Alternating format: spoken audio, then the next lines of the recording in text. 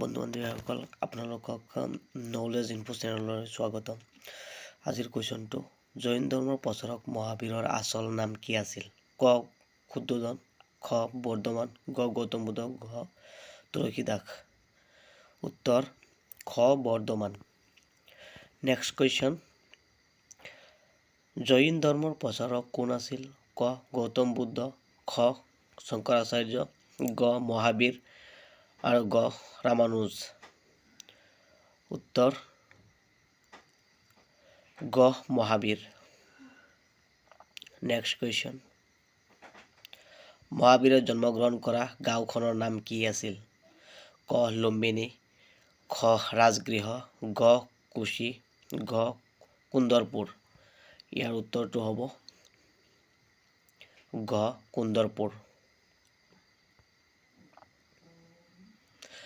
মহাবীৰৰ জন্ম হৈছিল ক 468 খ্ৰীষ্টাব্দত, খ 565 খ্ৰীষ্টাব্দত, গ 540 খ্ৰীষ্টাব্দত, ঘ 357।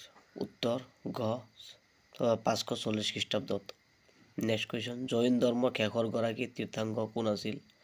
ক পাৰ্শ্বনাথ, খ আদিনাথ, গ মহাবীৰ, গ পদ্মনাভ। উত্তৰ গ মহাবীৰ। নেক্সট কুৱেশ্যন, জৈন ধৰ্মৰ 4টা বিধান বা নীতিক একেলগে কি কোৱা হয়?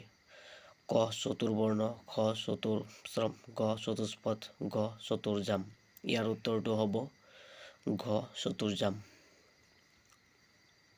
নেক্সট কুৱেশ্যন, জৈন ধৰ্মৰ ত্ৰিৰত্নৰ ভিতৰত তলৰ কোনটো নহয়? ক সৎ বিশ্বাস, খ সৎ জ্ঞান, গ গুৰু দক্ষিণা, গ সৎ আচৰণ। ইয়াৰ উত্তৰটো হ'ব উত্তৰ ঘ গুৰু দক্ষিণা।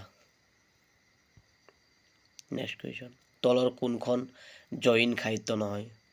ক বেদাংগ সূত্ৰ, ঘ ভগৱতী সূত্ৰ, গ কল্পসূত্ৰ, ঘ আচাৰংগ সূত্ৰ। ইয়াৰ উত্তৰটো হ'ব ক বেদাংগ সূত্ৰ। নেক্সট কুৱেশ্যন, গৃহস্থীসকলৰ বাবে জৈন ধৰ্মত তলৰ কোনটো আচৰণ বিধি নাই? ক অনুব্ৰত, খ গুণব্ৰত, গ শিক্ষাব্ৰত, ঘ সেৱাব্ৰত। ইয়াৰ উত্তৰটো হ'ব গ সেৱাব্ৰত।